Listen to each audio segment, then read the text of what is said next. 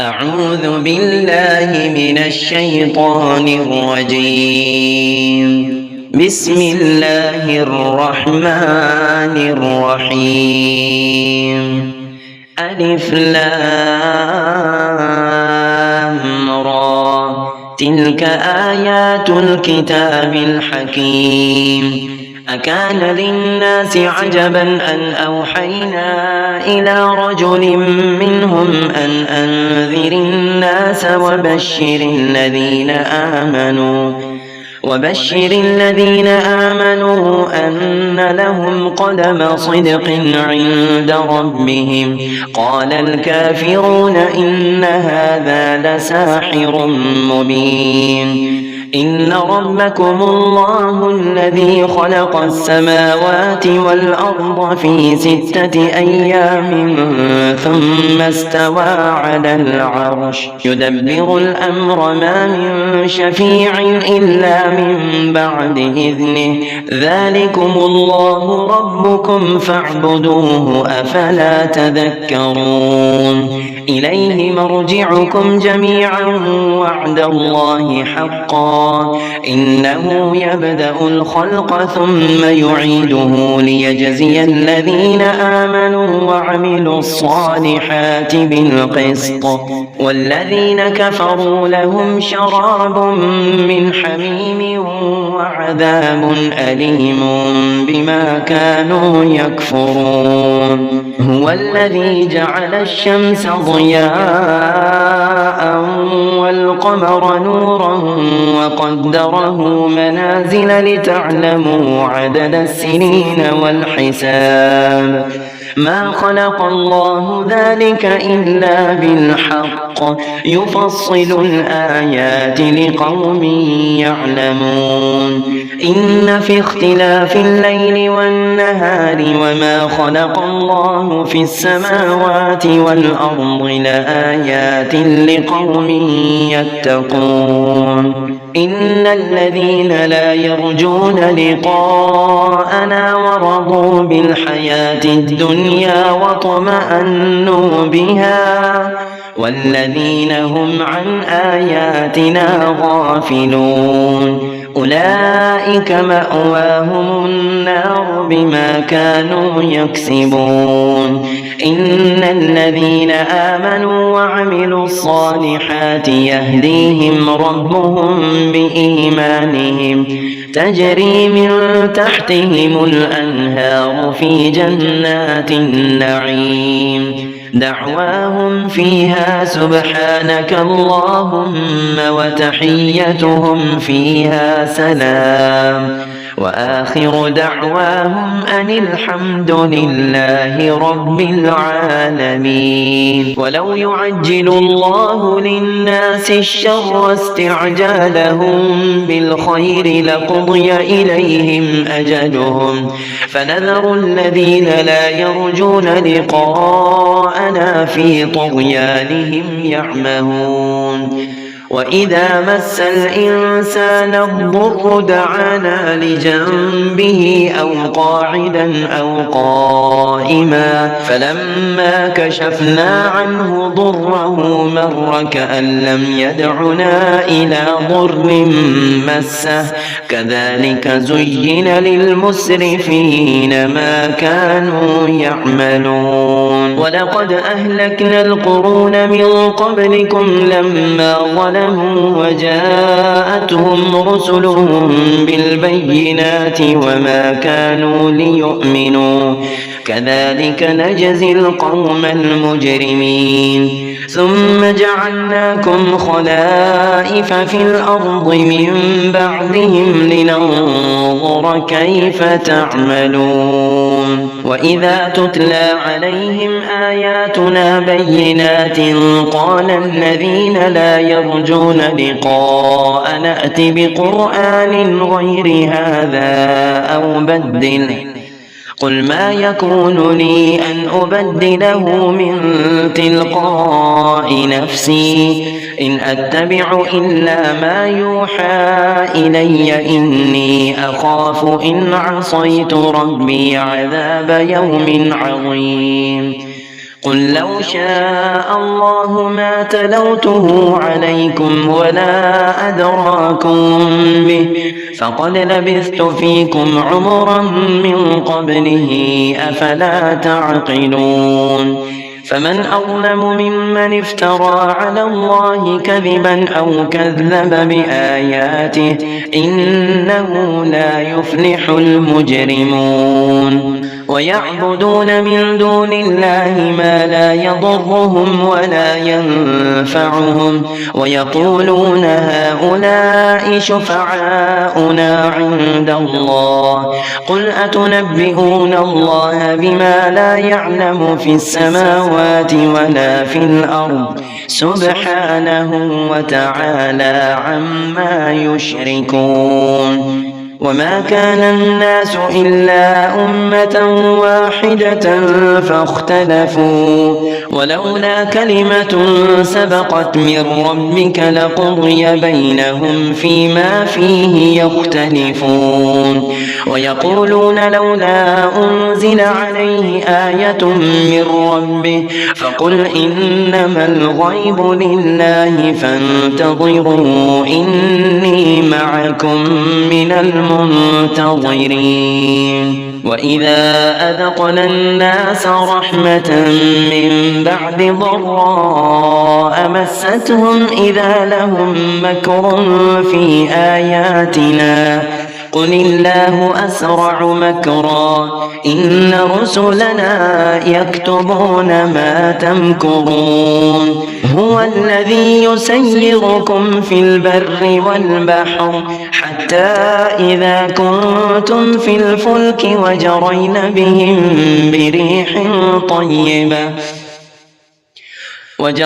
بهم بريح طيبة وفرحوا بها جاءتها ريح عاصف وجاءهم الموج من كل مكان وظنوا أنهم أحيط بهم دعوا الله مخلصين له الدين لئن أنجيتنا من هذه لنكونن من الشاكرين فلما أنجاهم إذا هم يبغون في الأرض بغير الحق يا أيها الناس إنما بغيكم على أنفسكم متاع الحياة الدنيا ثم إلينا مرجعكم فننبئكم بما كنتم تعملون إنما مثل الحياة الدنيا كماء إن أنزلناه من السماء فاختلط به نبات الأرض مما يأكل الناس والأنعام حتى إذا أخذت الأرض زخرفها وزينت وظن أهلها أنهم قادرون عليها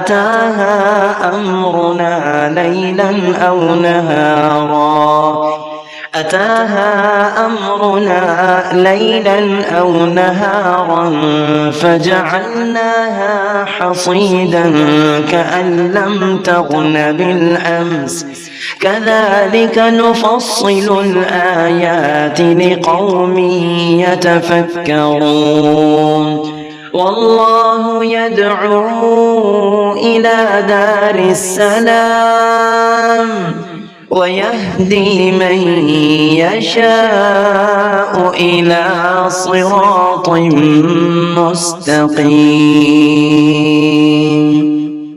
للذين أحسنوا الحسنى وزيادة ولا يرهق وجوههم قتر ولا ذلة أولئك أصحاب الجنة هم فيها خالدون والذين كسبوا السيئات جزاء سيئة بمثلها وترهقهم ذلة ما لهم من الله من عاصم كأنما أغشيت وجوههم قطعا من الليل مظلما أولئك أصحاب النار هم فيها خالدون ويوم نحشرهم جميعا ثم نقول للذين أشركوا مكانكم أنتم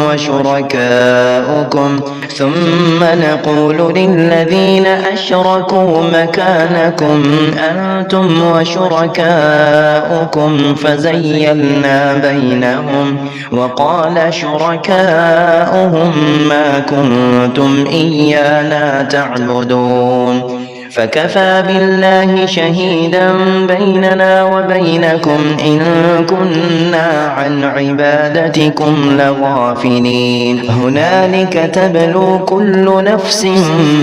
ما أسلفت وردوا إلى الله مولاهم الحق وضل عنهم ما كانوا يفترون قل من يرزقكم من السماء والأرض أم من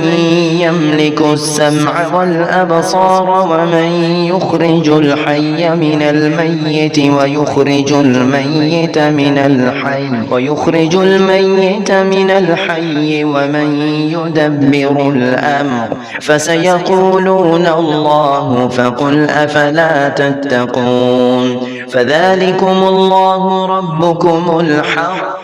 فماذا بعد الحق إلا الضلال فأنى تصرفون وكذلك حقت كلمة ربك على الذين فسقوا أنهم لا يؤمنون قل هل من شركائكم من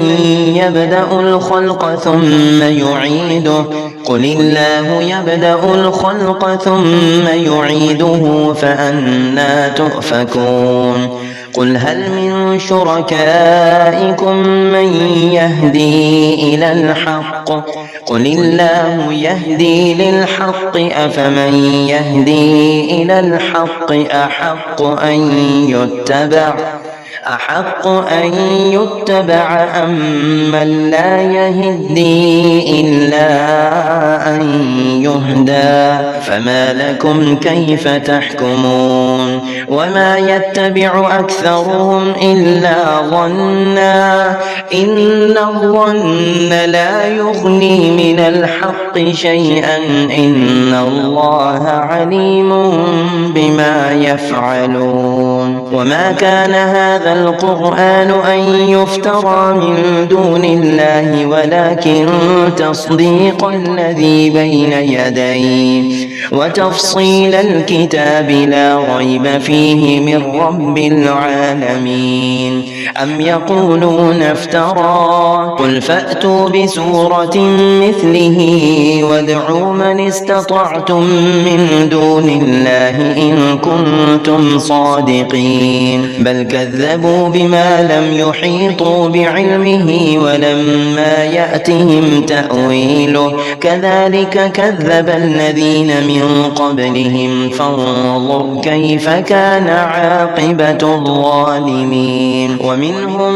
من يؤمن به ومنهم من لا يؤمن به وربك أعلم بالمفسدين وإن كذبوك فقل لي عملي ولكم عملكم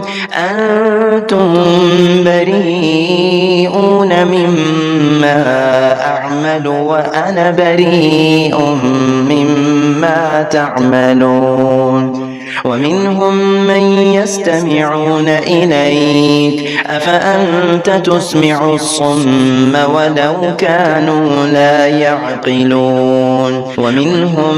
من ينظر إليك أفأنت تهدي العمي ولو كانوا لا يبصرون إن الله لا يظلم الناس شيئا ولكن الناس أنفسهم يظلمون ويوم يحشرهم كأن لم يلبثوا إلا ساعة من النهار يتعارفون بينهم قد خسر الذين كذبوا بلقاء الله وما كانوا مهتدين وإما نرينك بعض الذي نعدهم أو نتوفينك فإلينا مرجعهم ثم الله شهيد على ما يفعلون ولكل أمة رسول فإذا جاء رسولهم قضي بينهم بالقسط وهم لا يظلمون ويقولون متى هذا الوعد إن كنتم صادقين قل لا أملك لنفسي ضرا ولا نفعا إلا ما شاء الله لكل أمة أجل إذا جاء أجلهم فلا يستأخرون ساعة ولا يستقدمون قل أرأيتم إن أتاكم عذابه بياتا أو نهارا ماذا يستعجل منه المجرمون ثم إذا ما وقع آمنتم به الآن وقد كنتم به تستعجلون ثم قيل للذين ظلموا ذوقوا عذاب الخلد هل تجزون إلا بما كنتم تكسبون ويستنبئونك أحق هو قل إي وربي إنه لحق وما أنتم بمعجزين ولو أن لكل نفس ظلمت ما في الأرض لافتدت به وأسروا الندامة لما رأوا العذاب وقضي بينهم بالقسط وهم لا يظلمون ألا إن لله ما في السماوات والأرض ألا إن وعد الله حق ولكن أكثرهم لا يعلمون هو يحيي ويميت وإليه ترجعون يا أيها الناس قد جاءتكم موعظة من ربكم وشفاء لما في الصدور وهدى ورحمة للمؤمنين قل بفضل الله وبرحمته فبذلك فليفرحوا هو خير مما يجمعون قل أرأيتم ما أنزل الله لكم من رزق فجعلتم منه حراما وحلالا قل الله أذن لكم أم على الله تفترون وما ظن الذين يفترون على الله الكذب يوم القيامة إن الله لذو فضل على الناس ولكن أكثرهم لا يشكرون وما تكون في شأن وما تتلو منه من قرآن ولا تعملون من عمل إلا كنا عليكم شهودا إذ تفيضون فيه وما يعزب عن ربك من مثقال ذرة في الأرض ولا في السماء ولا أصغر من ذلك ولا أكبر إلا في كتاب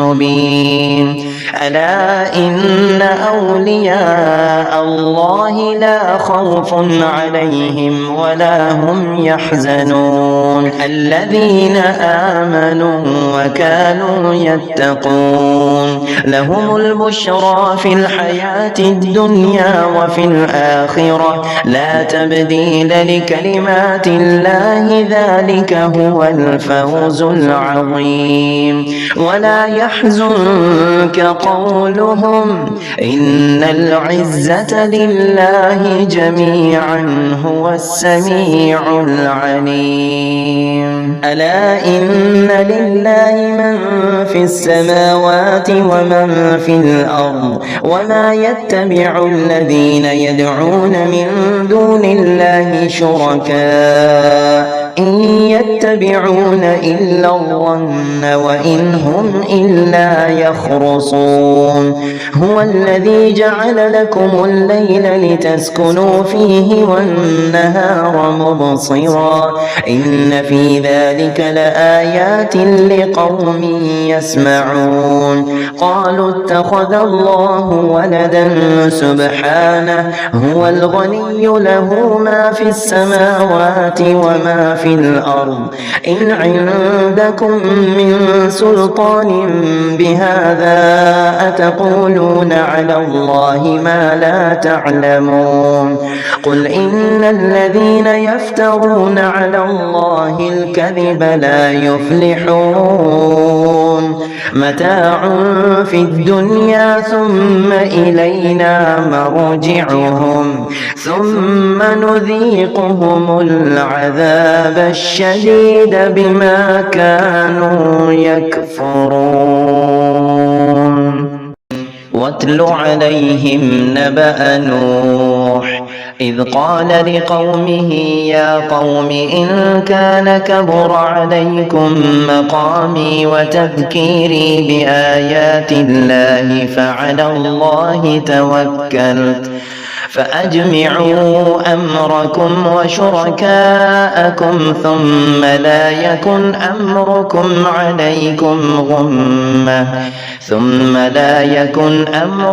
عليكم غمة ثم قضوا إلي ولا تنظرون فإن توليتم فما سألتكم من أجر إن أجري إلا على الله وأمرت أن أكون من المسلمين فكذبوه فنجيناه ومن معه في الفلك وجعلناهم خلائف وأغرقنا الذين كذبوا بآياتنا فانظر كيف كان عاقبة المنذرين ثم بعثنا من بعده رسلا إلى قومهم فجاءوهم بالبينات فما كانوا ليؤمنوا بما كذبوا به من قبل كذلك نطبع على قلوب المعتدين ثم بعثنا من بعدهم موسى وهارون إلى فرعون وملئه بآياتنا فاستكبروا وكانوا قوما مجرمين فلما جاءهم الحق من عندنا قالوا إن هذا لسحر مبين قال موسى أتقولون للحق لما جاءكم أسحر هذا ولا يفلح الساحرون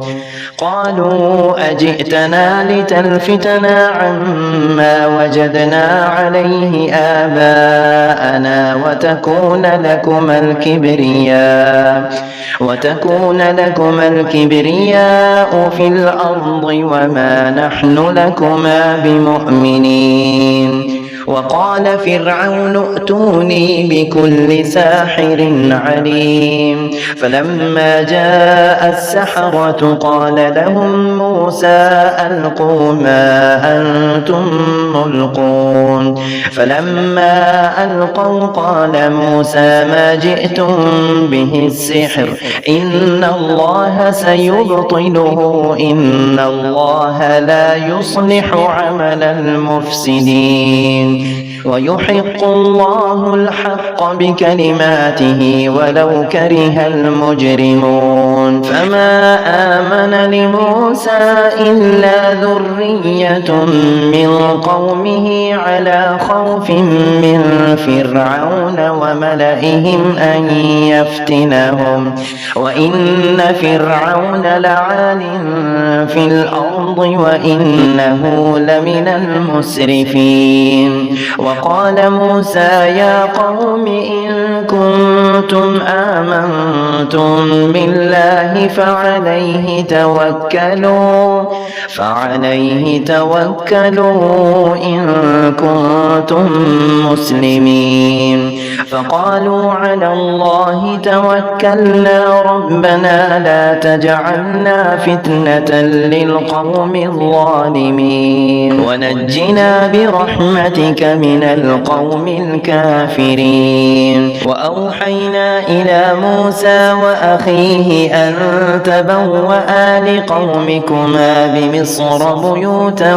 واجعلوا بيوتكم قبلة وأقيموا الصلاة وبشر المؤمنين وقال موسى ربنا إنك آتيت فرعون وملأه زينة وأموالا في الحياة الدنيا ربنا ليضلوا عن سبيلك ربنا اطمس على أموالهم واشدد على قلوبهم فلا يؤمنوا حتى يروا العذاب الأليم قال قد أجيبت دعوتكما فاستقيما ولا تتبعان سبيل الذين لا يعلمون وجاوزنا ببني إسرائيل البحر فأتبعهم فرعون وجنوده بغيا وعدوا حتى إذا أدركه الغرق قال آمنت أنه لا إله إلا الذي آمنت به بنو إسرائيل قال آمنت أنه لا إله إلا الذي آمنت به بنو إسرائيل وأنا من المسلمين الآن وقد عصيت قبل وكنت من المفسدين فاليوم ننجيك ببدنك لتكون لمن خلفك آية وإن كثيرا من الناس عن آياتنا لغافلون ولقد بوأنا بني إسرائيل مبوأ صدق ورزقناهم من الطيبات فما اختلفوا حتى جاءهم العلم إن ربك يقضي بينهم يوم القيامة فيما كانوا فيه يختلفون فإن كنت في شك مما أنزلنا إليك فاسأل الذين يقرؤون الكتاب من قبلك لقد جاءك الحق من ربك فلا تكونن من الممترين ولا تكونن من الذين كذبوا بآيات الله فتكون من الخاسرين إن الذين حقت عليهم كلمة ربك لا يؤمنون ولو جاءتهم كل آية حتى يروا العذاب الأليم فلولا كانت قرية آمنت فنفعها إيمانها إلا قوم يونس لما آمنوا كشفنا عنهم عذاب الخزي في الحياة الدنيا ومتعناهم إلى حين ولو شاء ربك لآمن من في الأرض كلهم جميعا جميعا أفأنت تكره الناس حتى يكونوا مؤمنين وما كان لنفس أن تؤمن إلا بإذن الله ويجعل الرجس على الذين لا يعقلون قل انظروا ماذا في السماوات والأرض وما تغني الآيات والنذر عن قوم لا يؤمنون فهل ينتظرون إلا مثل أيام الذين خلوا من قبلهم قل فانتظروا إني معكم من المنتظرين ثم ننجي رسلنا والذين آمنوا كذلك حقا علينا ننجي المؤمنين قل يا أيها الناس إن كنتم في شك من ديني فلا أعبد الذين تعبدون من دون الله ولكن أعبد الله الذي يتوفاكم وأمرت أن أكون من المؤمنين وأن أقم وجهك للدين حنيفا ولا تكونن من المشركين ولا تدع من دون الله ما لا ينفعك ولا يضرك فإن فعلت فإنك إذا من الظالمين وإن يمسسك الله بضر فلا كاشف له إلا هو وإن يردك بخير فلا راد لفضله يصيب به من يشاء من عباده وهو الغفور الرحيم قل يا أيها الناس قد جاءكم الحق من ربكم فمن اهتدى فإنما يهتدي لنفسه ومن ضل فإنما يضل عليها وما أنا عليكم بوكيل واتبع ما يوحى إليك واصبر حتى يحكم الله